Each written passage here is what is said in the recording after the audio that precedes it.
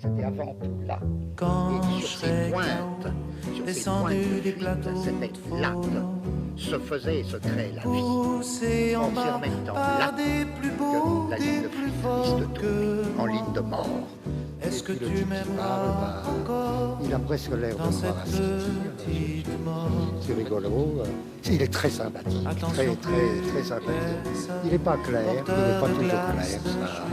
Une des phrases les plus belles, je trouve, que je préfère dans Beckett, c'est un personnage de Beckett qui dit « Oh, mais je le dirais s'ils y tiennent. S'ils y tiennent. S'ils y tiennent, mais je sais très bien le dire comme tout le monde. Seulement voilà, je mets rien là-dessus. »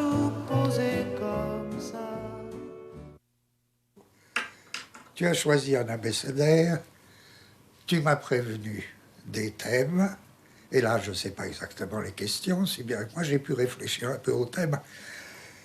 Répondre à une question sans avoir un peu réfléchi, ben c'est pour moi quelque chose d'inconcevable, quoi. Alors ce qui nous sauve, ce qui me sauve, c'est la clause. La clause, c'est tout ça ne sera utilisé, si c'est utilisable, ne sera utilisé qu'après ma mort. Alors, tu comprends, je me sens déjà réduit à l'état de pure archive de Pierre-André Boutan, de feuilles de papier, et ça me remonte beaucoup, ça me console beaucoup, et presque à l'état de pur esprit. Je parle de après ma mort. Et on sait bien qu'un pur esprit, il suffit d'avoir fait tourner les tables pour savoir qu'un pur esprit, c'est pas quelqu'un qui donne des réponses très très profondes ni très intelligentes, c'est un peu sommaire. Donc tout me va là-dedans. On commence A, B, C, D, ce que tu veux. Bon, bah alors on commence par A. Alors A, c'est animal. Alors animal, ouais. On pourrait reprendre pour ton compte la phrase de W.C. Fields. Un homme qui n'aime ni les enfants ni les animaux ne peut pas être tout à fait mauvais. Alors on va laisser de côté les enfants pour le moment, mais les animaux familiers, on sait que tu les aimes pas beaucoup. Enfin, on sait pas, mais je sais que tu les aimes pas beaucoup. Et là, tu reprends même pas la distinction de Baudelaire ou de Cocteau. Les chats sont pas mieux que les chiens pour toi. Hein. En revanche, tu as un bestiaire à travers ton œuvre qui est plutôt répugnant. C'est-à-dire, outre les fauves, qui sont des animaux nobles, tu parles énormément de la tique, du pou, d'un certain nombre de petits animaux comme ça répugnants. Ouais. Et ce que je voudrais ajouter, c'est que les animaux, en plus, t'ont beaucoup servi depuis l'anti-Édipe à un concept qui est devenu principal dans ton œuvre, qui est le devenir animal. Alors je voudrais savoir un peu clairement quel est ton rapport avec les animaux. Les animaux, c'est pas... Oui. Ce que tu as dit là sur mes rapports avec les animaux domestiques, c'est pas animal domestique, animal apprivoisé, sauvage, c'est pas ça qui me soucie. C'est les chats, les chiens. Le problème, c'est que ce sont des animaux familiers et familiaux. Et c'est vrai que les animaux familiers ou familiaux, qu'ils soient apprivoisés, domestiqués, j'aime pas. En revanche, les animaux domestiqués, pas familiers, pas familiaux, j'aime bien parce que je suis sensible à quelque chose chez eux. Alors, ce qui s'est passé pour moi, c'est ce qui se passe dans beaucoup de familles. J'étais sans chat ni chien, et puis voilà qu'un de nos enfants, à Fanny et à moi, amène dans ses petites mains un chat qui n'était pas plus grand que la petite main. Il l'avait trouvé, on était à la campagne, il l'avait trouvé dans un paillet, dans je ne sais pas quoi. Et à partir de ce moment fatal, j'ai toujours eu un chat à la maison. Alors, qu'est-ce qui m'est déplaisant chez ces bêtes? Enfin, ça n'a pas été un calvaire. Je supporte. Qu'est-ce qui m'est déplaisant? J'aime pas les frotteurs, déjà. Un chat passe son temps à se frotter contre vous. J'aime pas ça. Un chien, c'est autre chose. Alors, ce que je reproche fondamentalement au chien, c'est d'aboyer, quoi. L'aboiement m'apparaît vraiment, mais le cri le plus stupide, quoi. Dieu qui a des cris dans la nature, il y a une variété de cris. Ben, l'aboiement, c'est vraiment la honte du règne animal, quoi. Je supporte, en revanche, je supporte mieux, à condition que ce soit pas trop longtemps, le cri, je ne sais pas comment on dit, le hurlement à la lune. Ça, un chien qui hurle à la lune, je supporte mieux à la mort, je ne sais pas quoi, je supporte mieux que l'aboiement. Et puis, depuis que récemment j'ai appris que les chiens et les chats fraudaient la sécurité sociale, mon antipathie a encore augmenté. Ce que je veux dire, c'est que c'est très... En même temps, ce que je dis, c'est complètement idiot, parce que les gens qui aiment vraiment les chats et les chiens ont évidemment un rapport avec les chiens et les chats qui n'est pas humain.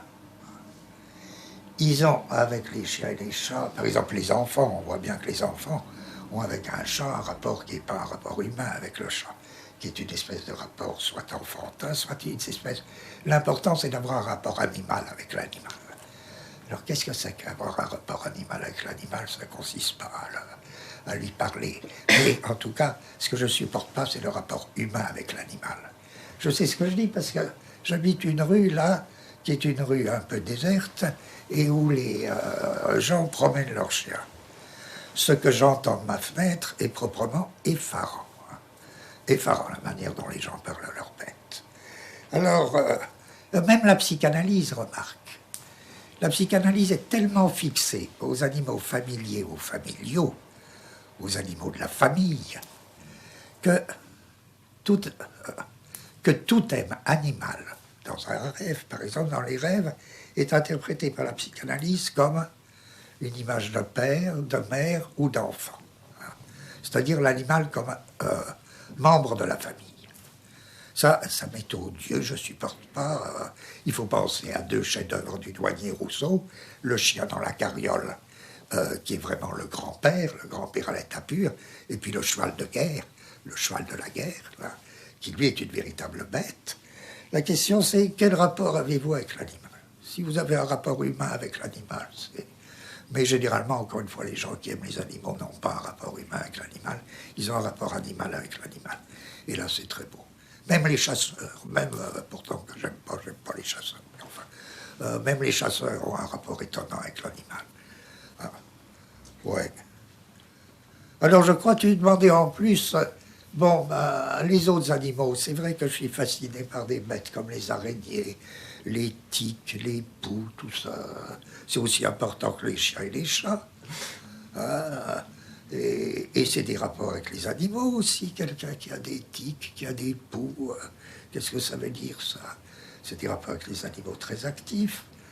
Alors qu'est-ce qui me fascine dans l'animal? Parce que vraiment, ma haine de certains animaux est nourrie de ma fascination pour beaucoup d'animaux. Si j'essaie de faire le compte, de vaguement me dire qu'est-ce qui me frappe chez un animal, la première chose qui me frappe, je crois, c'est le fait que tout animal a un monde. C'est curieux parce qu'il y a des tas de gens, il y a des tas d'humains qui n'ont pas de monde. Hein. Ils vivent la vie de tout le monde. Hein. C'est-à-dire de n'importe qui, n'importe quoi. Les animaux, ils ont des mondes. Un monde animal, c'est quoi? C'est parfois extraordinairement restreint. Et c'est ça qui m'émeut. Les animaux, ils réagissent à finalement très peu de choses. Hein. Il y a toutes sortes de choses qui... Tu me coupes hein, si tu vois que... Gilles Deleuze, bobine 2. Une seconde. Ok. Quand vous voulez. Oui, dans cette histoire de... Ce premier trait de l'animal, c'est vraiment l'existence de mondes animaux spécifiques, particuliers. Et peut-être que c'est parfois la pauvreté de ces mondes, la réduction, le caractère réduit de ces mondes qui m'impressionne beaucoup. Par exemple, on parlait tout à l'heure d'animaux comme la tique. La tique répond ou réagit à trois choses, trois excitants. Un point, c'est tout, dans une nature qui est une nature immense. Trois excitants, un point, c'est tout. C'est-à-dire, elle tend vers l'extrémité d'une branche d'arbre, attirée vers la lumière. Elle peut attendre en haut de cette branche. Elle peut attendre des années sans manger, sans rien, là, complètement amorphe. Elle attend qu'un ruminant, un herbivore, une bête passe sous sa branche. Puis elle se laisse tomber. Donc là, c'est une espèce d'excitant olfactif. Elle sent la tique, sent la bête qui passe sous sa branche. Ça fait deuxième excitant. Hein. Lumière et puis odeur.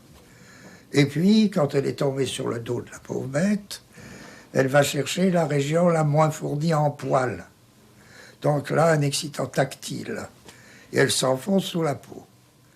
Le reste, elle s'en... Si l'on peut dire, elle s'en fout complètement. C'est-à-dire, dans une nature fourmillante, elle extrait, elle sélectionne 3 choses. Et c'est ça ton rêve de vie? C'est ça qui t'intéresse dans les animaux? C'est ça qui fait un monde. C'est ça qui fait un monde. D'où ton rapport animal-écriture. C'est-à-dire que l'écrivain, pour toi, c'est aussi quelqu'un qui a un monde. C'est plus complexe, oui, je sais pas, parce qu'il y a d'autres aspects. Il suffit pas d'avoir un monde pour être un animal. Ce qui me fascine, moi, complètement, c'est les affaires de territoire.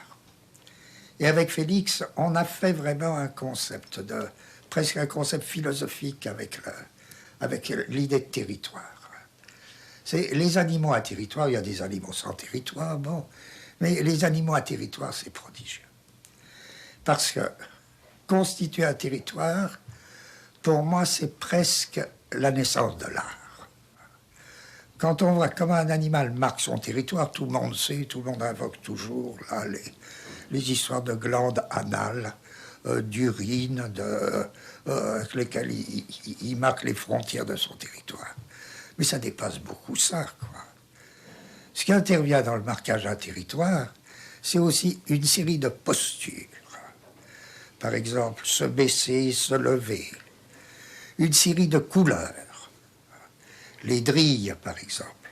Les couleurs des fesses des drilles, hein, qu'ils manifestent à la frontière du territoire. Couleurs, chant, posture. Hein. C'est les 3 déterminations de l'art. Je veux dire, la couleur, les lignes, les postures animales sont parfois de véritables lignes. Hein. Couleur, ligne, chant. Mais pour parler... C'est l'art à l'état pur. Et alors, moi je me dis, quand ils sortent de leur territoire, ou quand ils reviennent dans leur territoire, leur comportement, le territoire, c'est le domaine de l'avoir. Or, c'est très curieux que ce soit dans l'avoir, c'est-à-dire mes propriétés, là. Mes propriétés à la manière de Beckett ou à la manière de Michaud, quoi. Le territoire, c'est les propriétés de l'animal. Et sortir du territoire, bon, c'est s'aventurer. Il y a des bêtes hein, qui reconnaissent leur conjoint. Ils le reconnaissent dans le territoire, mais ils ne le reconnaissent pas hors du territoire. Tout ça, c'est des merveilles. Hein. Je ne sais plus quel oiseau. Bon, je ne sais plus. Faut me croire. Hein. Et puis, alors, avec Félix, je sors du coup de l'animal, je pose tout de suite un problème philosophique, parce qu'on mélange un peu de tout hein, dans l'abécédaire. Je me dis, on reproche parfois aux philosophes hein, de créer des mots barbares. Mais moi, mets-toi à ma place. Pour des raisons données, je tiens à réfléchir à cette notion de territoire. Et je me dis, le territoire m'évoque par rapport à un mouvement par lequel on en sort. Il faut donc réunir ça. J'ai besoin d'un mot en apparence barbare. Dès lors, avec Félix, on a construit un concept que j'aime beaucoup, qui est celui de déterritorialisation. On nous dit là-dessus, c'est un mot dur à dire. Et puis, qu'est-ce que ça veut dire? Quel besoin de ça? Là, c'est un très beau cas où un concept philosophique ne peut être désigné que par un mot qui n'existe pas encore. Même si l'on découvre ensuite que dans d'autres langues, il y avait l'équivalent. Par exemple, ensuite, je me suis aperçu que dans Melville, revenait tout le temps le mot outlandish. Et outlandish, enfin je prononce mal, tu corriges-le toi-même, outlandish, c'est exactement le déterritorialiser. Hein. C'est mot à mot. Alors, je me dis que pour la philosophie, avant de revenir aux animaux, pour la philosophie, c'est très frappant. C'est très frappant. On a parfois besoin d'inventer un mot comme barbare pour rendre compte d'une notion à prétention nouvelle. La notion à prétention nouvelle, c'est qu'il n'y a pas de territoire. Sans un vecteur de sortie du territoire, il n'y a pas de sortie du territoire, c'est-à-dire de déterritorialisation, sans en même temps un effort pour se reterritorialiser ailleurs, sur autre chose. Bon. Donc tout ça, ça joue chez les animaux. C'est ça qui me fascine. Ce qui me fascine en gros, c'est tout le domaine des signes. Les animaux émettent des signes. Ils ne cessent pas d'émettre des signes. Ils produisent des signes, c'est-à-dire au double sens ils réagissent à des signes. Par exemple, une araignée, bon, tout ce qui touche sa toile, elle ne réagit pas à n'importe quoi, non. Elle réagit à des signes, et ils laissent des signes, ils produisent des signes. Par exemple, les fameux signes, est-ce que c'est un signe de loup, ça? Est-ce que c'est un loup? Est-ce que c'est autre chose? J'admire énormément les gens qui savent reconnaître, par exemple, les chasseurs, les vrais chasseurs, pas les chasseurs de société de chasse, mais les vrais chasseurs qui savent reconnaître l'animal qui est passé par là. À ce moment-là, ils sont animal. À ce moment-là, ils ont avec l'animal un rapport animal. C'est ça, avoir un rapport animal avec l'animal. C'est formidable. Mais c'est cette émission de signes, cette réception des signes qui rapproche de l'écriture et de l'écrivain, l'animal. Oui. Si on me dirait qu'est-ce que c'est pour vous qu'un animal, je répondrais c'est l'être aux aguets. C'est un être fondamentalement aux aguets. Mais comme l'écrivain? Et l'écrivain, oui, il est aux aguets. Le philosophe, il est aux aguets. Évidemment, on est aux aguets. Pour moi, l'animal, c'est, tu vois les oreilles d'un animal, mais il fait rien sans être aux aguets. On ne laisse jamais tranquille. Hein. On ne laisse jamais tranquille un animal. Il mange, il doit surveiller s'il lui arrive dans le dos, si quelque chose lui arrive dans le dos, s'il lui arrive à côté, etc. C'est terrible, cette existence aux aguets. Alors tu fais le rapprochement avec l'écrivain, quel rapport il y a entre l'animal et l'écrivain? Tu l'as fait avant moi. C'est vrai, je suis...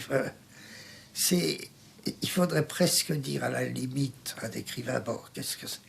Il écrit, bien sûr, il écrit pour des lecteurs, un écrivain. Mais qu'est-ce que ça veut dire pour? Ça veut dire à l'intention d'un. Un écrivain il écrit à l'intention de lecteur, en ce sens, il écrit pour des lecteurs. Mais il faut dire aussi que l'écrivain, il écrit pour des non-lecteurs, c'est-à-dire pas à l'intention d'un, mais à la place d'un. Pour, ça veut dire deux choses. Ça veut dire à l'intention et puis ça veut dire à la place. Alors, Artaud a écrit des pages que tout le monde connaît. J'écris pour les analphabètes. J'écris pour les idiots. Faulkner écrit pour les idiots. Ça ne veut pas dire pour que les idiots le lisent, ça ne veut pas dire pour que les analphabètes le lisent, ça veut dire à la place des analphabètes. Je peux dire j'écris à la place des sauvages, j'écris à la place des bêtes. Et qu'est-ce que ça veut dire ça? Pourquoi on ose dire une chose comme ça? J'écris à la place des analphabètes, des idiots, des bêtes. Eh bien parce que c'est ça que l'on fait à la lettre quand on écrit. Quand on écrit, on ne mène pas une petite affaire privée. C'est vraiment les connards, c'est vraiment l'abomination de la médiocrité littéraire de tout temps, mais particulièrement actuellement, qui fait croire aux gens que pour faire un roman, par exemple, il suffit d'avoir une petite affaire privée, sa petite affaire à soi. Sa grand-mère qui est morte d'un cancer, ou bien son histoire d'amour à soi, et puis voilà, et puis on fait un roman. Mais c'est une honte, quoi, c'est une honte de penser des choses comme ça. C'est pas l'affaire privée de quelqu'un à écrire, c'est vraiment se lancer dans une affaire universelle. Et que soit le roman ou la philosophie. Hein. Alors qu'est-ce que ça veut dire, ça? Gilles Deleuze, 3e bobine. Peut-être une seconde. Vas-y. Alors c'est écrire pour, c'est-à-dire à l'intention et à la place de, C'est un peu ce que tu disais dans Mille plateaux à propos de Chandos et Hofmannsthal, dans la très belle phrase qui était « L'écrivain est un sorcier parce qu'il vit l'animal comme la seule population devant laquelle il est responsable. » C'est ça, c'est absolument ça. Et pour une raison simple, moi, je crois. Je crois que c'est tout simple, c'est pas du tout des déclarations littéraires, celles que tu viens de lire de Hofmannsthal. C'est autre chose. C'est que écrire, c'est forcément pousser le langage. Et pousser la syntaxe, parce que le langage, c'est la syntaxe. C'est pousser la syntaxe jusqu'à une certaine limite. Limite qui quoi? Ben, qu'on peut exprimer de plusieurs manières. C'est aussi bien la limite qui sépare le langage du silence, que la limite qui sépare le langage de la musique, que la limite qui sépare le langage de quelque chose qui serait quoi? Ben, mettons, si je dis le piaulement douloureux. Mais pas l'aboiement, surtout. On voit tout de suite, ah non, pas l'aboiement. Et encore, qui sait, il pourrait y avoir un écrivain qui y arrive. Le piaulement douloureux, tout le monde se dit, bon, bah oui, bah Kafka. Kafka, c'est la métamorphose. Hein. Le gérant qui s'écrit, vous avez entendu, on dirait un animal. Hein. Piaulement douloureux de Grégoire. Ou bien le peuple des souris, on écrit pour le peuple des souris. Joséphine. Pour le peuple des rats qui meurent, en effet. Parce que contrairement à ce qu'on dit, c'est pas les hommes qui savent mourir ou qui meurent, c'est les bêtes. Hein. Et les hommes, quand ils meurent comme des bêtes. Là, alors, on revient aux chats, et avec beaucoup de respect. J'ai eu, parmi les nombreux chats qui se sont succédés ici, il y a un petit chat qui est mort assez vite. Hein. C'est-à-dire, j'ai vu, ce que beaucoup de gens ont vu aussi, comment une bête cherche un coin pour mourir. S'il y a un territoire pour la mort aussi, il y a une recherche du territoire de la mort, du territoire où l'on peut mourir. Et ce petit chat qui essayait de s'enfoncer dans une encoignure, dans un angle, etc., comme si c'était l'endroit bon pour mourir pour lui.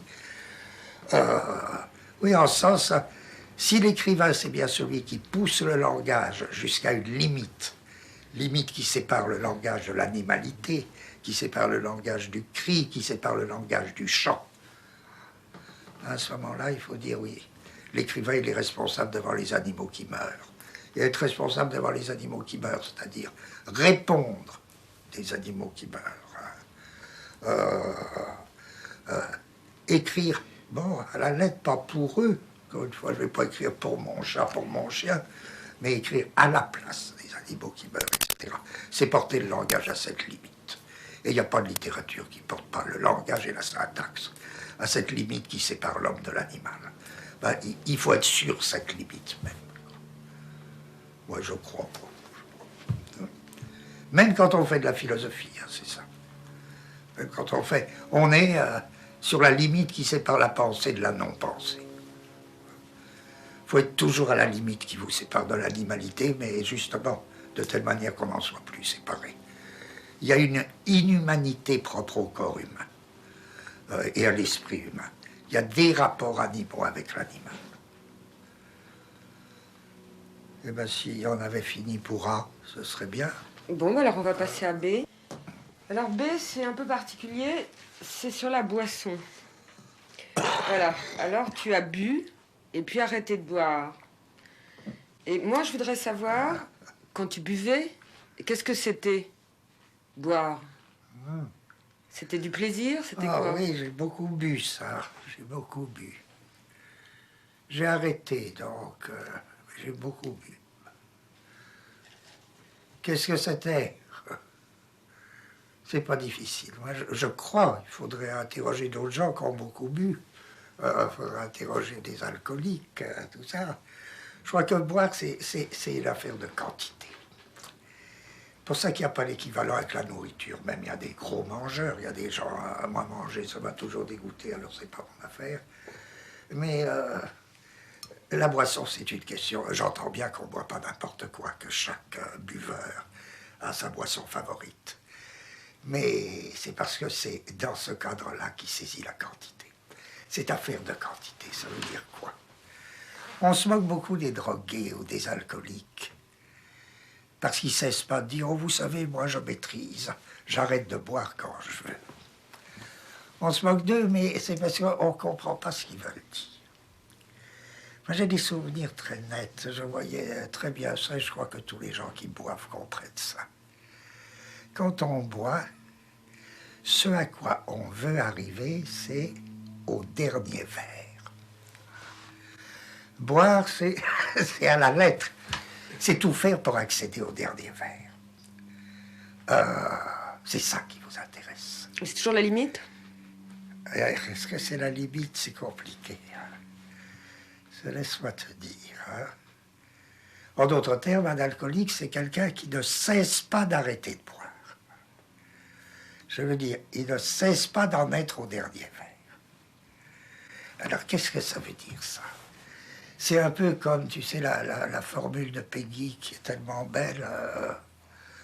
C'est pas le dernier nymphéa qui répète le premier. Ah oui, c'est le premier nymphéa qui répète tous les autres et le dernier. Eh bien, le premier vers, il répète le dernier. C'est le dernier qui compte. Alors, qu'est-ce que ça veut dire, le dernier vers, pour un alcoolique? Bon, il se lève le matin, mettons, si c'est un alcoolique du matin, il y a tous les genres qu'on veut, si c'est un alcoolique du matin, eh bien, il est tout entier tendu vers le moment où il arrivera au dernier vers. C'est pas le premier, le second, le troisième qui l'intéresse. C'est bien plus, c'est malin, c'est rusé, un alcoolique. Hein. Le dernier vers, ça veut dire ceci. Il évalue, il y a une évaluation. Il évalue ce qui peut tenir, hein, sans s'écrouler, il évalue. C'est très variable d'après chaque personne. Il évalue donc le dernier vers. Et puis, tous les autres, ça va être sa manière de passer et d'atteindre à ce dernier. Et le dernier, ça veut dire quoi? Ça veut dire, il ne peut pas supporter d'en boire plus ce jour-là. Hein? C'est le dernier qui lui permettra de recommencer le lendemain. Parce que s'il va jusqu'au dernier, au contraire, qui excède son pouvoir, c'est le dernier dans son pouvoir. S'il dépasse le dernier dans son pouvoir pour arriver au dernier qui excède son pouvoir, il s'écroule. À ce moment-là, il est foutu. Bon, il va à l'hôpital, ou bien il faut qu'il change d'habitude, il faut qu'il change d'agencement. Si bien que quand il dit le dernier verre, c'est pas le dernier, c'est l'avant-dernier. Il est à la recherche de l'avant-dernier. En d'autres termes, il y a un mot merveilleux pour dire l'avant-dernier, je crois, c'est pénultième. Oui. Il ne cherche pas le dernier vers, il cherche le vers pénultième. Jamais l'ultime.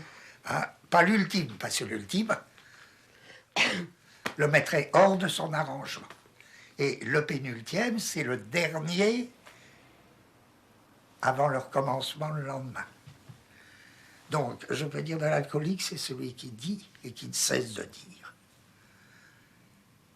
Allez, c'est ça qu'on entend dans les cafés, c'est tellement joyeux les compagnies d'alcooliques dans les cafés. On se lasse pas de les écouter. C'est celui qui dit toujours, allez, c'est le dernier. Et le dernier, ça varie d'après chacun. Et le dernier, c'est l'avant-dernier. Et c'est celui qui dit aussi, j'arrête demain. Alors, puisque... J'arrête demain? Non, il ne dit pas j'arrête demain. Il dit j'arrête aujourd'hui pour pouvoir recommencer demain. Et alors, puisque boire, c'est ne pas cesser de... C'est cesser sans arrêt de boire. Comment on cesse tout à fait de boire, puisque tu as cessé tout à fait de boire? C'est trop dangereux. C'est trop dangereux. Là, il me semble que si elle va vite, Michaud a tout dit. À mon avis, les problèmes de drogue et les problèmes d'alcool ne sont pas tellement séparés. Michaud a tout dit là-dessus. Il y a un moment où ça devient trop dangereux. Parce que là aussi, c'est une crête. Quand je disais la crête entre le langage et le silence, ou le langage et l'animalité, c'est une crête, c'est un mince défilé. Ça va très bien boire, se droguer. On peut toujours faire tout ce qu'on veut, si ça ne vous empêche pas de travailler. Si c'est un excitant, même c'est normal d'offrir quelque chose de son corps en sacrifice. Tout un côté, quand même, c'est très sacrificiel, ces attitudes de boisson, de drogue. Bon, on offre son corps à un sacrifice. Pourquoi? Sans doute parce qu'il y a quelque chose de trop fort, qu'on ne pourrait pas supporter sans l'alcool. C'est pas la question de supporter l'alcool. C'est peut-être ce qu'on croit voir, où on a besoin, ce qu'on croit voir, ce qu'on croit éprouver, ce qu'on croit penser, qui fait qu'on éprouve le besoin pour pouvoir le supporter. Pour pouvoir le maîtriser, on a besoin d'une aide, alcool, drogue, etc. Deuxième plat. Alors, en effet, la frontière, elle est très simple. Voilà que boire, droguer, tout ça, est censé presque rendre possible quelque chose de trop fort, même si on doit le payer après, on sait bien. Mais en tout cas, c'est lié à ceci, travailler, travailler. Et puis, c'est évident que lorsque tout se renverse et que boire empêche de travailler, que la drogue devient une manière de ne pas travailler, c'est le danger absolu, ça n'a plus aucun intérêt. Et en même temps, on s'aperçoit de plus en plus que là, on croyait l'alcool nécessaire ou la drogue nécessaire, elle n'est absolument pas nécessaire. C'est-à-dire, peut-être qu'il faut être passé par là pour s'apercevoir que tout ce qu'on a cru faire grâce à elle ou grâce à l'alcool, on pouvait le faire sans. Donc, moi, j'admire beaucoup la manière dont Michaud dit, ben non, c'est devenu, tout ça, c'est... il arrête. Alors moi, j'ai moins de mérite, parce que j'ai arrêté de boire pour des raisons de respiration, de santé, etc. Mais c'est évident qu'il faut arrêter ou qu'il faut s'en passer. La seule petite justification possible, c'est si ça aide le travail, même si on doit le payer physiquement après. Mais de plus on va, plus on se dit que ça aide pas le travail. Donc, d'une part, comme Michaud, il faut s'être beaucoup drogué, il faut avoir beaucoup bu pour pouvoir s'en passer dans un état pareil. Vrai, oui, et d'autre part, tu dis, quand on boit, il ne faut pas que ça empêche le travail, mais c'est qu'on a entrevu quelque chose que la boisson aidait à supporter. Ouais. Et ce quelque chose, c'est pas la vie. Alors là, il y a la question, évidemment, sur les écrivains que tu aimes beaucoup. Si, c'est la vie. C'est la vie. C'est quelque chose de trop fort dans la vie. C'est pas du tout quelque chose forcément de terrifiant, c'est quelque chose de trop fort. C'est quelque chose de trop puissant dans la vie. Alors on croit d'une manière un peu idiote que boire va vous mettre au niveau de ce quelque chose de plus puissant. Si tu prends toute la lignée des Américains, des grands Américains. De Fitzgerald à De Fitzgerald, un de ceux que j'admire le plus, c'est Thomas Wolfe. Tout ça, c'est une série d'alcooliques. En même temps que c'est ça qui leur permet sans doute qui les aide pour percevoir quelque chose de trop grand pour eux. Oui, mais c'est aussi parce que eux avaient aperçu quelque chose de la puissance de la vie que tout le monde ne peut pas apercevoir, que eux avaient senti quelque chose de la puissance de la vie. C'est ça, évidemment. Ah, c'est pas l'alcool qui te le fera sentir. Et qu'il y avait une puissance de la vie trop forte pour eux, mais que seuls pouvaient apercevoir. Tout à fait d'accord, ça. Tout à fait d'accord. Et Laurie, pareil. Tout à fait d'accord, bien sûr. Ils ont fait une œuvre et bon, qu'est-ce qu'a été l'alcool pour eux? Bon, ben, ça a été... ils ont risqué. Ils ont risqué le coup parce qu'ils ont pensé à tort ou à raison que ça les aide. Moi, j'ai eu le sentiment que ça m'aidait à faire des concepts. C'est bizarre. À faire des concepts philosophiques, ben oui, ben ça m'aidait. Et puis je me suis aperçu que ça m'aidait plus, ou que ça me mettait en danger, ou que j'avais plus envie de travailler si j'avais bu. À ce moment-là, il faut renoncer, quoi. C'est tout simple, quoi. Et ça, c'est plutôt une tradition américaine, parce qu'on ne connaît pas beaucoup d'écrivains français qui confient leur penchant pour l'alcool. Et en plus, on a assez de mal... Il y a quelque chose qui fait partie de l'écriture oui, mais de l'alcool. Les écrivains français, c'est pas la même vision de l'écriture. Je sais pas si j'ai été marqué tellement par les Américains, c'est que c'est une question de vision, c'est des voyances. Ici, on considère que la philosophie, l'écriture, c'est un peu une question de, mais très vraiment de manière modeste, voir quelque chose. Voir quelque chose que les autres ne voient pas. Bon, c'est pas tout à fait la conception française de la littérature. Alors, remarque qu'il y a eu beaucoup d'alcooliques aussi en France. Mais ça arrête plutôt d'écrire les alcooliques en France. Blondin a beaucoup de difficultés, enfin, ceux qu'on connaît. Mais on ne connaît pas non plus beaucoup de philosophes qui confiaient leur penchant à la Verlaine, il habitait rue Nollet, tout à côté d'ici. Ah oui, si on accepte Rimbaud. Ça serre le cœur, parce que quand je prends la rue Nollet, je me dis, bon, Sans doute c'était le parcours de Verlaine pour aller au café boire son absinthe. Il semble avoir habité un appartement minable, tout ça, alors que... Ça, les poètes, Le oui. plus Les grand- poètes et l'alcool, on Un connaît des plus mieux. grands poètes français, là, qui traînait rue Nollet, c'est une merveille. Au bar des amis. Ouais, sans doute. Enfin, les poètes, oui, on sait qu'il y a eu plus Ouais. d'éthylique. Bon, bah alors on a fini avec l'alcool. B, on a fini B, dis donc, qu'est-ce qu'on va vite. On va passer à C. Alors Oui. C, c'est vaste. C'est quoi? C, c'est C comme culture. Ouais, pourquoi pas. Alors voilà, tu es quelqu'un qui te dit pas cultivé. C'est-à-dire que tu dis que tu lis, tu ne vois les films, ou tu regardes les choses que pour un savoir précis, celui dont tu as besoin pour un travail défini, précis, qui est celui que tu es en train de faire. Mais en même temps, tu es une personne qui, tous les samedis, va à une exposition, va voir un film du grand domaine culturel. On a l'impression qu'il y a une pratique, une espèce d'effort vers la culture, que tu systématises et que tu as une pratique culturelle. C'est-à-dire que tu sors, tu fais un effort, tu tends à te cultiver. Et pourtant, je répète, tu dis que tu n'es pas du tout cultivé. Alors, comment tu expliques ce petit paradoxe? Tu n'es pas cultivé?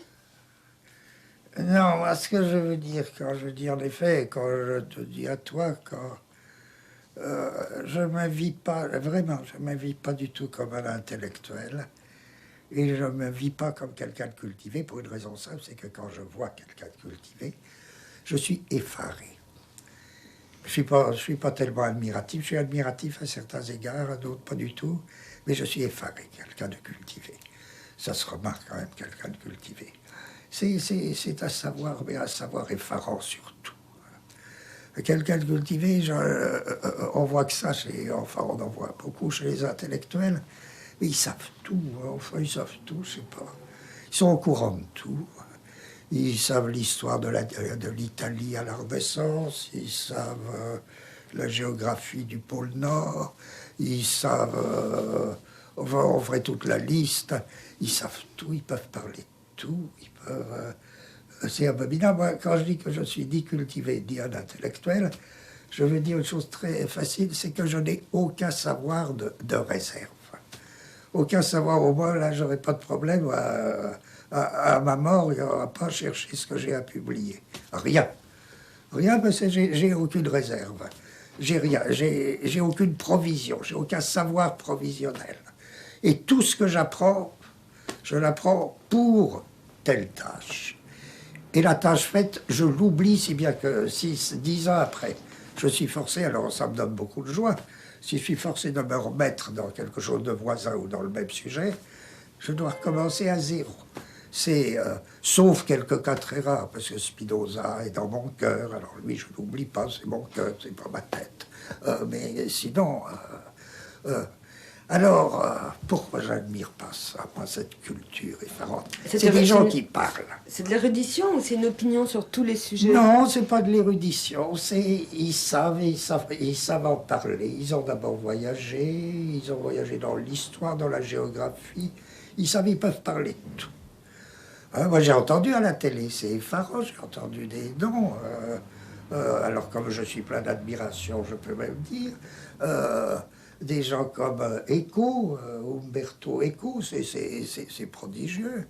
Quoi qu'on lui dise, bon, ben, ça y est, c'est comme si on appuyait sur un truc. Et il le sait en plus, c'est pas du tout. Alors je ne peux pas dire que j'envie ça. Je suis effaré, mais j'envie pas ça du tout. C'est d'une certaine manière, je me dis, la culture, c'est quoi? Ça consiste beaucoup à parler. Hein. Je ne peux pas m'empêcher, surtout maintenant que je ne fais plus de cours, que je suis à la retraite, parler, je me dis de plus en plus, parler, c'est un peu sale. Hein. C'est un peu sale. L'écriture, c'est propre. Écrire, c'est propre, mais parler, c'est sale.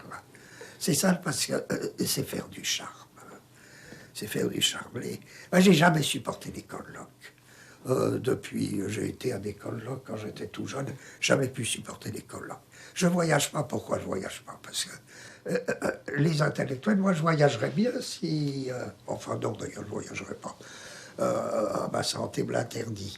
Mais les voyages des intellectuels, c'est de la bouffonnerie, quoi. Ils voyagent pas, ils se déplacent pour parler. Alors, ils partent d'un endroit où ils parlent pour aller à un autre endroit où ils vont parler. Et puis, même à déjeuner, ils vont parler avec les intellectuels de l'endroit. Ils vont pas arrêter de parler. Je supporte pas parler. Je supporte pas. Alors, comme à mon avis, il me semble que la culture est quand même très liée à la parole. En ce sens, alors je hais la culture. Je peux pas la supporter. Mais ça, on y reviendra à la séparation, l'écriture propre et la parole sale, parce que quand même, tu as été un très grand professeur. Et la C'est séduction. différent, ça. Mais ça, on y reviendra puisqu'il y a de lettre P qui est liée à ton travail de professeur. Oui. Et ça, on aura l'occasion de reparler de la séduction. Gilles Deleuze, bobine 5. Une seconde, Claire. Oui. Vas-y. Alors moi, je voudrais revenir quand même à cette chose que tu as un peu éludée, qui est cet effort, cette discipline que tu t'imposes, même si tu n'en as pas besoin, en fait, de voir, je sais pas, admettons dans les 15 derniers jours, l'exposition de Polk au musée d'art moderne. Tu vas quand même assez souvent, pour pas dire hebdomadairement, voir un grand film ou voir une exposition de peinture. Alors, t'es pas érudit, t'es pas cultivé, t'as aucune admiration pour les gens cultivés, comme tu viens de le dire.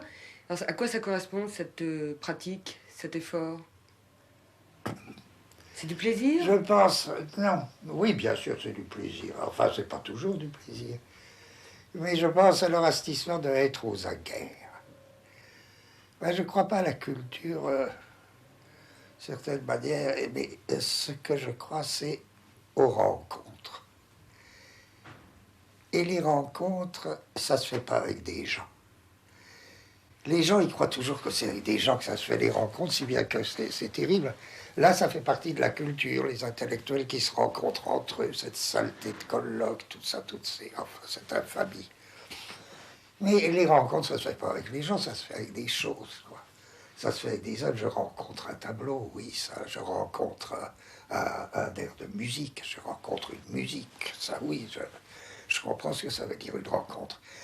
Quand les gens ils veulent y joindre en plus une rencontre avec eux-mêmes, avec les gens, là, ça ne va plus du tout. C'est pas de la rencontre, ça. C'est pour ça que les rencontres sont tellement décevantes. C'est toujours des catastrophes, les rencontres avec les gens. Mais moi, comme tu dis, quand je vais le samedi, le dimanche, au cinéma, etc., je suis pas sûr de faire une rencontre. Mais je pars un peu, je suis aux aguets pour... Est-ce qu'il n'y a pas matière à rencontre, un tableau, un film? Alors c'est formidable, je prends un exemple, parce que pour moi, dès qu'on fait quelque chose, il s'agit d'en sortir. Il s'agit à la fois d'y rester et d'en sortir. Alors, rester dans la philosophie, c'est aussi comment sortir de la philosophie. Mais sortir de la philosophie, ça ne veut pas dire faire autre chose. C'est pour ça qu'il faut sortir en restant dedans. C'est pas faire autre chose, c'est pas faire un roman. D'abord, j'en serais incapable. Mais même j'en serais capable, je crois que ça ne me dirait absolument rien. Moi, je veux sortir de la philosophie par la philosophie. C'est ça qui m'intéresse, c'est ça. C'est-à-dire? Ben, je prends l'exemple, comme tout ça c'est après ma mort, je peux être sans modestie. Je viens de faire un livre sur un grand philosophe qui s'appelle Leibniz, et en insistant sur une notion qui paraît importante chez lui, mais qui est très importante pour moi, qui est le pli, la notion de pli. J'estime avoir fait un livre de philosophie, sur cette notion un peu bizarre de pli. Qu'est-ce qui m'arrive là-dessus? Je reçois des lettres, comme toujours, mais des lettres, bon. Il y a des lettres insignifiantes, même si elles sont charmantes et chaleureuses et qu'elles me touchent beaucoup. C'est des lettres qui me disent, bon, vous avez fait très bien, c'est des lettres d'intellectuels qui ont aimé ou pas aimé ce livre. Et puis je reçois deux sortes de lettres où je me frotte les yeux. Il y a des lettres de gens qui me disent, mais votre histoire de pli, c'est nous. C'est nous.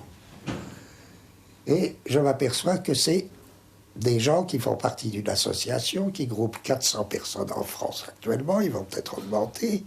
C'est l'association des plieurs de papier.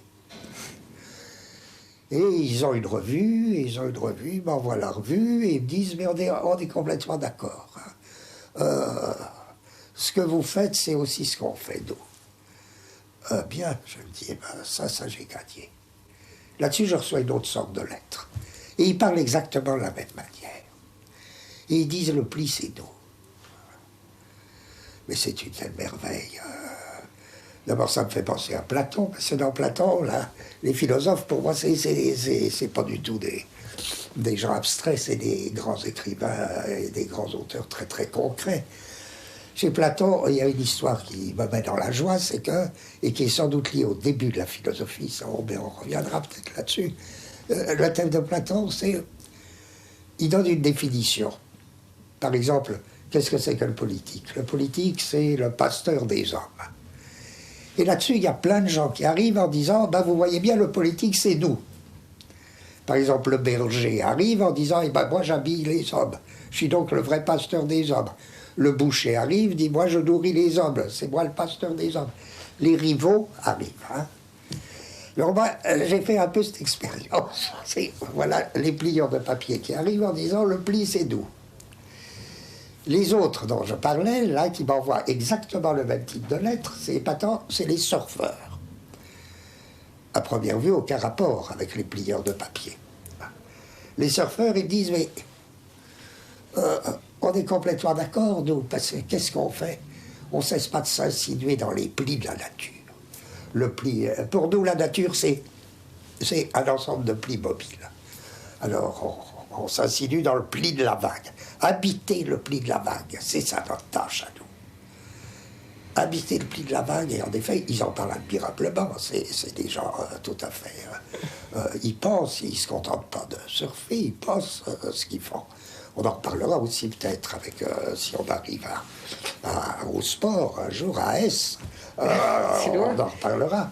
Mais ça, on était parti de la rencontre. C'est des rencontres. Alors ça, c'est des rencontres. Alors, de ça, papier. quand je dis sortir de la philosophie par la philosophie, je dis, ça m'est à mon avis tout le temps arrivé, parce que c'est des rencontres. Là.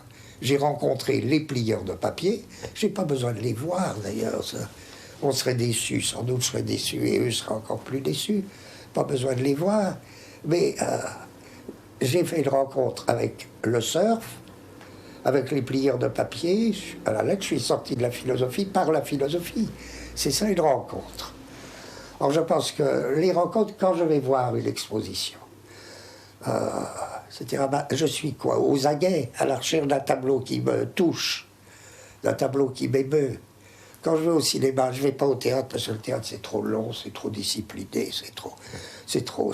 Et puis ça ne m'apparaît pas un art tellement, sauf dans certains cas, sauf Bob Wilson et Carmelo Bene. J'ai pas le sentiment que le théâtre soit très très emporté sur notre époque, mais sauf ces cas extrêmes. Mais rester 4 heures assis sur un mauvais fauteuil, je ne peux plus, d'abord pour des raisons de santé, donc ça liquide le théâtre, ça pour moi. Mais oui, ça a une exposition de peinture au cinéma, mais j'ai toujours l'impression que, au mieux, je risque de faire la rencontre avec une idée. Oui, mais il n'y a aucune... enfin, le film par distraction, et ça n'existe pas. C'est pas de la culture, ça. C'est pas de la culture, mais il n'y a pas de distraction. C'est-à-dire que ma distraction, tout est inscrit dans un travail. C'est le futur. Non, c'est pas un travail. Je veux dire, c'est des aguets. Je suis aux aguets de quelque chose qui passe en me disant, tiens, est-ce que ça me trouble? Ça m'amuse beaucoup, c'est très amusant. Voilà. Oui. C'est pas Eddie Murphy qui va te troubler. C'est pas... Eddie Murphy, c'est un... Qui c'est? C'est un comique américain dont les derniers films sont des véritables succès publics. Tu vas voir jamais... Non, tu regardes que Benny Hill à la télévision. Oui, Benny Hill, ça m'intéresse. Oui, ça m'intéresse. Donc, c'est pas... Je ne choisis pas forcément des choses sûrement très bonnes, nouvelles. Ça a des raisons de m'intéresser. Mais quand tu sors, c'est pour une rencontre. Quand je sors, s'il n'y a pas d'idée à en tirer, si je ne me dis pas, il avait une idée. Qu'est-ce que c'est les grands cinéastes? Mais ça vaut aussi pour les cinéastes. Moi, ce qui me frappe dans la beauté, par exemple, je prends un grand comme Minelli ou comme Lozé. Mais qu'est-ce qui me touche là-dedans? Sinon, Ils sont poursuivis par des idées, une idée. Ah ben ça, tu es en train de brûler mon Une i. idée. Tu es en train de brûler mon i, arrête tout de suite. On arrête là-dessus. Mais c'est ça qui me semble être une rencontre, quoi. On fait des rencontres avec les choses avant d'en faire avec les gens. C'est des rencontres. Et en ce moment, tu en avec fais ça. beaucoup de rencontres pour parler d'une période culturelle précise, qui est celle oui, du moment. Ah bah oui, je viens de le dire, les plieurs et les surfeurs, qu'est-ce que tu veux de plus beau? Mais ça, c'est pas des rencontres avec des intellectuels. Tu vois, je fais pas de rencontres avec des intellectuels. Mais est-ce que tu Ou trouves... alors, si je rencontre un intellectuel, c'est pour d'autres raisons que je l'aime et que je fais une rencontre avec lui. C'est pour ce qu'il fait, son travail actuel, son charme, tout ça. On fait des rencontres avec ces éléments-là, avec le charme des gens, avec le travail des gens, mais pas avec les gens. On n'a rien à en foutre des gens. Rien du tout. En plus, ils peuvent frotter comme les chats. Et, oui, ah ben ça, sinon que le frôlement et l'aboiement, c'est terrible. C'est toi, t'as une seconde. Je dis ce que tu voudrais. Une seconde. Voilà. Vas-y, Claire. Alors, on reprend sur les périodes riches et les périodes pauvres de la culture. Ouais. Et en ce moment, tu trouves que c'est une période pas tellement riche. Enfin, je te vois très souvent t'agacer devant la télévision, devant les émissions littéraires que nous ne citerons pas, bien que au moment où ça sera diffusé, les noms seront différents. Est-ce que tu trouves que c'est une période riche ou une période particulièrement pauvre, celle que nous vivons? Bah écoute, oui, c'est pauvre. C'est pauvre, mais en même temps, Moi, c'est pas du tout angoissant. Oui, ça me fait rire, parce que... oui, moi, je le disais, je dis, à mon âge, hein, je me dis, ben, c'est pas la première fois qu'il y a des périodes pauvres, quoi. Je me dis, qu'est-ce que j'ai vécu depuis que j'ai un âge de m'enthousiasmer un peu. J'ai vécu la libération. Ça, bon, ben, la libération, c'était la période, une des périodes les plus riches qu'on puisse imaginer. On découvrait ou on redécouvrait tout. À la libération, il y avait eu la guerre, etc. C'était pas rien, c'était pas de la tarte. On découvrait tout, le roman américain, Kafka, il y avait l'espèce de monde de la découverte, il y avait Sartre, on ne peut pas imaginer ce qu'a été, je veux dire, intellectuellement, ce qu'on découvrait ou redécouvrait en peinture, etc. Il faut comprendre des trucs comme la grande polémique, faut-il brûler Kafka? Tout ça, c'est inimaginable et ça paraît un peu enfantin aujourd'hui, mais c'était vraiment une atmosphère créatrice, c'était une atmosphère très très forte. Et puis j'ai connu le avant 68, qui a été une période extrêmement riche jusqu'à un peu après 68. Alors qu'entre-temps, il y a des périodes pauvres, des périodes pauvres. Oh, c'est très normal. C'est pas le fait de la pauvreté qui est gênant, c'est l'insolence ou l'impudence de ceux qui occupent les périodes pauvres. Ils sont beaucoup plus méchants que les gens géniaux qui s'animent dans les périodes riches. Ça. Ils sont géniaux au bon enfant, parce que moi, l'autre jour, je voyais justement, on parle de la polémique Kafka, la Libération, je voyais Alexandre Machin, qui était très très content de dire qu'il n'avait jamais lu Kafka, il le disait tout à fait en riant.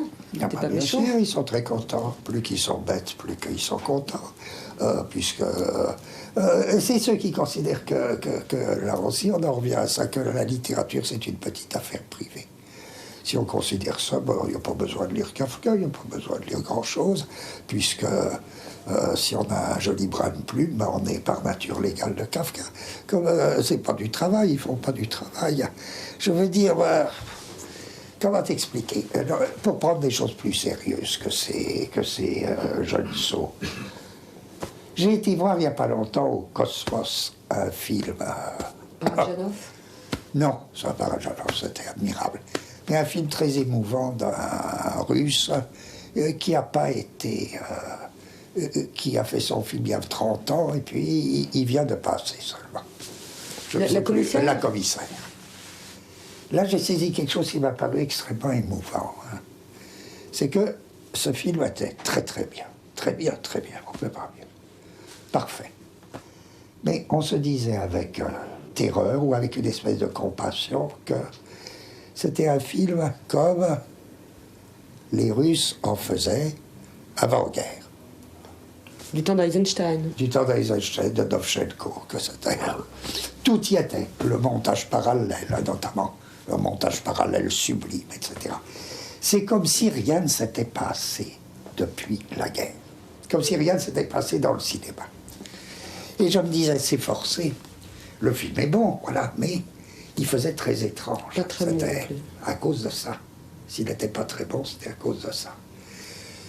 C'est à la lettre quelqu'un qui avait été tellement seul dans son travail que ben, il filmait comme on filmait il y a 20 ans plus tôt. C'est pas que c'était mal, mais justement, c'était très bien et c'était prodigieux il y a 20 ans. Et ben, tout ce qui s'était passé depuis, il ne l'avait pas su. Je veux dire, il avait grandi dans un désert. C'est terrible. Traverser un désert, c'est pas grand-chose. Bon, traverser un désert, c'est pas grave. Traverser une période de désert. Ce qui est terrible, c'est naître dedans. C'est grandir dans un désert. Ça c'est affreux. Je suppose, parce qu'on doit avoir une impression de solitude. Pour les gens qui ont 18 ans maintenant, par exemple? Ah oui. Surtout que tu comprends que quand les choses... C'est ça l'embêtant dans les périodes. Quand les choses disparaissent, personne s'en aperçoit. Pour une raison simple, c'est que quand quelque chose disparaît, ça ne manque pas. La période stalinienne a fait disparaître la littérature russe. Mais les Russes s'en sont pas aperçus. Je veux dire, le gros des Russes, l'ensemble des Russes ne se sont pas aperçus. Une littérature qui a été une littérature bouleversante dans tout le 19e siècle disparaît. J'entends bien, bon, on nous dit maintenant, il y a les dissidents, etc. Mais au niveau du peuple, d'un peuple russe, sa littérature a disparu. Sa peinture a disparu et personne ne s'en est aperçu. Aujourd'hui, pour se rendre compte de ce qui se passe aujourd'hui, mettons, il y a évidemment des nouveaux jeunes gens qui sûrement ont du génie. Je pense, supposons, c'est une mauvaise expression, mais supposons les nouveaux Beckett.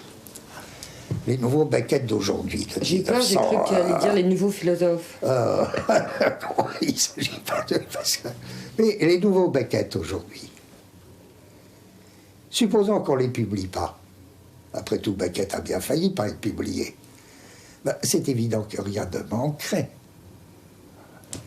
Par définition, un grand auteur ou un génie, c'est quelqu'un qui apporte quelque chose de nouveau. Si ce nouveau apparaît pas, ben, ça gêne personne, ça manque à personne, puisqu'on n'en avait aucune idée. Si Kafka n'avait pas été publié, on ne peut pas dire que Kafka manquerait. Si l'autre avait brûlé tout Kafka, personne ne pourrait dire « Ah, comme ça nous manque », puisqu'on n'aurait aucune idée de ce qui a disparu. Si les nouveaux Beckett aujourd'hui sont eus ou sont empêchés d'être publiés par le système actuel de l'édition, on ne pourra pas dire « Oh, comme ça nous manque ». Si on se faisait... J'ai entendu une déclaration, alors la déclaration, j'ai entendu, je crois dans ma vie, la plus impudente qui soit, j'ose pas dire à qui on la prêtait dans un journal, surtout que c'est jamais sûr ces trucs-là, c'est quelqu'un mêlé à l'édition qui osait dire « Oh, mais vous savez, aujourd'hui, on ne risque plus de faire des erreurs comme Gallimard refusant Proust, car avec les moyens qu'on a aujourd'hui... » Chercheurs de tête, des chasseurs de tête. Alors, on rêve, on croirait, mais les moyens qu'on a aujourd'hui pour trouver les nouveaux Proust et les nouveaux Beckett. Autant dire qu'on aurait un compteur Gégère et que le nouveau Beckett, c'est-à-dire quelqu'un de parfaitement inimaginable, puisqu'on ne sait pas ce qui nous apporterait de nouveau, eh ben, il rendrait un son si on le... Faut passer sur sa tête. Si on lui faisait passer le machin. Alors, qu'est-ce qui définit la crise aujourd'hui? Ben, c'est toutes ces conneries, quoi. La crise aujourd'hui, moi, je la vois liée à 3 choses. Mais elle ne durera pas, je suis très très optimiste. C'est ça qui définit une période de désert. C'est d'abord que les journalistes ont conquis la forme livre. Les journalistes ont toujours écrit, moi je trouve très bien que les journalistes écrivent. Mais pendant longtemps, quand les journalistes se sont mis à faire un livre, ils ont estimé qu'ils passaient à une autre forme, c'est-à-dire que c'était pas la même chose qu'écrire leur article de journal. On peut même considérer que pendant longtemps, c'était les écrivains qui étaient journalistes. Mallarmé pouvait faire du journalisme, mais l'inverse ne se produisait pas. Là, c'est l'inverse. Le journaliste, en tant que journaliste, a conquis la forme livre, c'est-à-dire il trouve très normal de faire un livre comme ça, qui soit à peine un article de journal. Alors, c'est pas bon, ça. La deuxième raison, c'est que c'est généraliser l'idée que chacun pouvait écrire, parce que l'écriture était la petite affaire de chacun. Alors, le nombre de... avec des archives de famille, soit archives écrites, soit archives dans la tête. Ben, tout le monde a eu une histoire d'amour, tout le monde a eu, encore une fois, une grand-mère malade, une mère qui mourrait dans des conditions affreuses. On se dit, eh ben, ça fait un roman, ça. Et c'est que ça fait pas du tout un roman, quoi. Mais vraiment pas du tout, ça. Et puis, la troisième raison, c'est que, tu comprends, les vrais clients ont changé. Et qu'on s'en aperçoit à peine, sauf les gens, sauf bien sûr, vous êtes au courant, mais les clients ont changé, je veux dire. Les clients de la télévision, c'est qui? C'est plus les auditeurs. Les clients de la télévision, c'est les annonceurs. C'est eux les vrais clients. Les auditeurs, ils ont ce que veulent les annonceurs. Les téléspectateurs. Les téléspectateurs, oui. Gilles Deleuze, 7e bobine. Un instant, c'est pas grave. Attends que Anna soit cadrée. Vas-y.